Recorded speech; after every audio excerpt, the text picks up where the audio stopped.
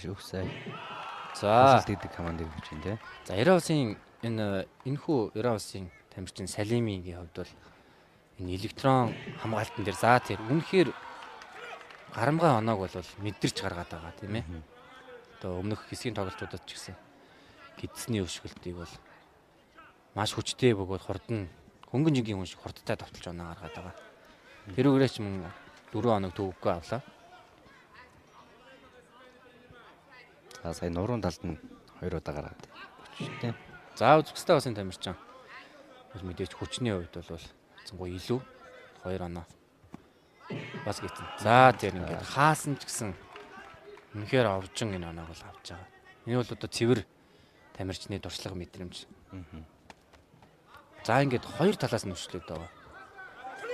Тамирчид маань зөвхөн одоо гидсээ хамгаалахгүйгээр нуруугаа бас хамгаалах шаардлагатай болоод байгаа тий. Дуруунд талд битүү бас адилхан мэдрэгчтэй шүү дээ тий. Тий. Тэгэхээр бүгдийн сайн гэдэг бол. За хүн чингийн тамирчин хөлийг бол нэрэ агаар дээр нь шууд нөгөө тал руу шилжүүлж байв шүү дээ тий. За Ариасын тамирчин бол бүрэн төвлөрсөн харагдаж байна. За сая толгоонд бол бас хүрх шиг боллоо тий өөрөө мэдрээд бас бие хилэмж нь бол онсоо л гэж байна. Хараахан бол оноо гараагүй. Хэдий онсон байсан ч гэсэн мэдрэгч маань одоо мэдрээгүй бол за Узбекистан тамирчин бас маш нэгдэгтэй үед эргэлтээ өшөлтийг хийгээд бүр давуу талыг за одоо ингэж үнэхээр хормын дотор за энэ гайхалтай эргээр за улаан мөн адилхан очсон гэдэг шийдвэр бол үлдсэн юм. За 2 дугаар үе. За 2 дугаар үед Иран авахгүй бол мэдээж шууд тэмцээнд дуусна. Ариалт усан тавьч бол 1-р үед үнэхээр нягт бөгөөд давмгай байдалтай явж байгаа. Хормын дотор эргэлтийн өшгөлт алдаад. Одоо тэгэхээр таквондод бол эргэлтийн өшгөлт гэдэг ямар чухал бэ гэдэг бол энэ хоёр финалд хоёуланд Богино хугацаанд л оноогоо нөхөд авчиж шүү дээ тий. мэдээж эргэлтийн өшгөлт бол одоо энгийн жингээс хамаагүй үүсгэе бол хэцүү. Тэрийг амжилттай олно гэдэг. Үнэхээр их хөдөлмөрсөн нь бол харагдаж байгаа.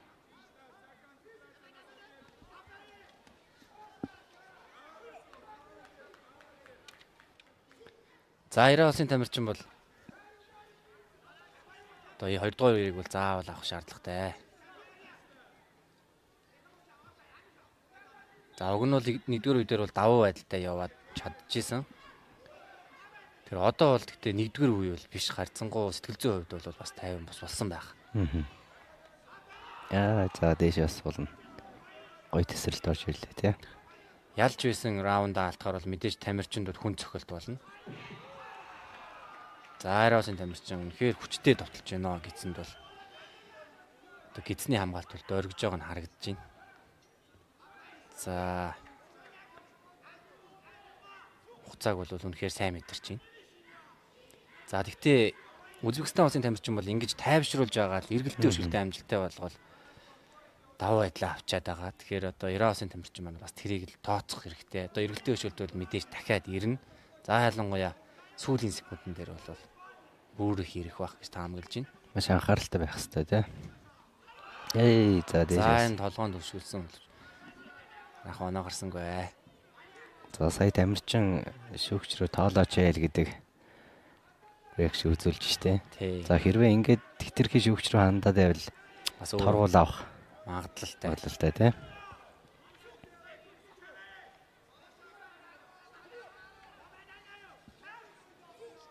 За 15 секунд. За одоо эсгэргээр Узбекистан болсон юм. За одоо нэг эргэлтийн өшгөлт. За ирсэн. За энэ удаа бол амжилтгүй болсон. Яг тэндээр нь тааруулаад. За энэ удаа. За Ариасын тамирчин бол энэ өшгөлтийг ялчгүй тооцож ээжээ. Хариу ихээч гэсэн сайн хийлээ. За бас аюултай өшгөлт сүүлд ирж байна. Мэдээж энэ бол пенальтын тоглолт шүү дээ. За арилцсан 1-1 үеийг авсан. Шийдвэрлэх 3 дугаар үе гарахын тодорхой боллоо. Тэр бол дасгалжуулагч бол үнэхээр уруу хана сайн гаргасан бай. За шийдвэрлэх 3 дахь үе. За 1-р үе, 2-р үе дээр хараахан оноо гаргаж чадахгүйс өшөлтөө бол амжилттай болголоо уйхгүй хийсээр байгаад. За энэ нурууны өшөлт ирээд байгаа.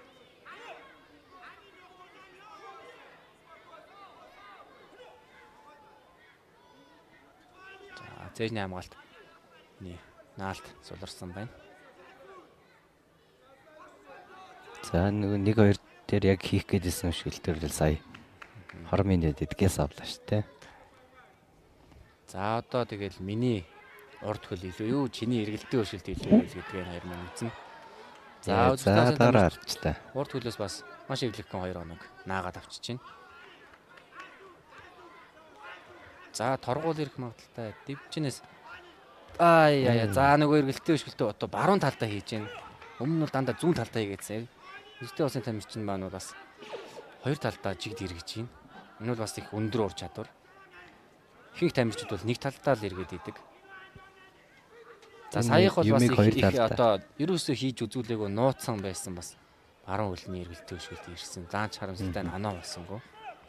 Техникийн хувьд бол их цэвэрхэн байлаа шүү дээ. Ялч техникийг ер нь хоёр талдаа ер нь жигд болгол ер нь давуу байдал үүснэ гэдэг байгаа шүү дээ, тий. За сүүлийн 1 минут. За одоо энэ тоглолт үстэй хаашаач эргэж магадгүй, аль тамирчнаас юу ч ирж магадгүй. За Үзбекистан улсын тамирчин бол их тайван ингэж байж байгаа л бас үнэхээр санамсар төсөөлөөгүй зүйл тулаануудыг бол гаргаад байгаа. За нөгөө ихэнд болсон өшгөлт явсан. За энийг бол тооцоож хоошо толгоогоо нэлийн сайн гаргалаа.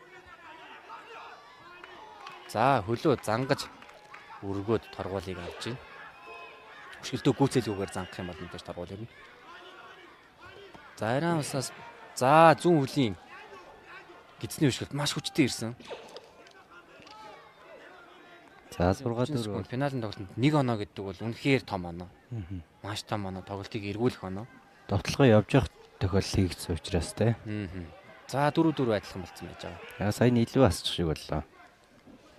За тий 5-4 болох ТV аврах шалгаруулах тэмцээний нэмэх 87 кг хэмжээнд Иран улсын тамирчин Салими хөх булангаас Үзбекистан улсын тамирчин Мавланов Марат улаан булангаас за тийм ээ 5-4 харьцаатаагаар эхэлж байна.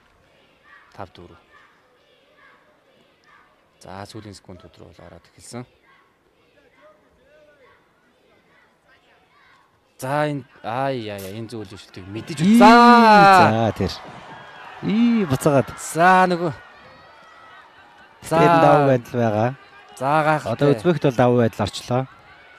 Тэрийг мэдрээд ирээ шахаж байгаа. 5 секунд, 4 секунд. Оноолчлаа. 3 2 за.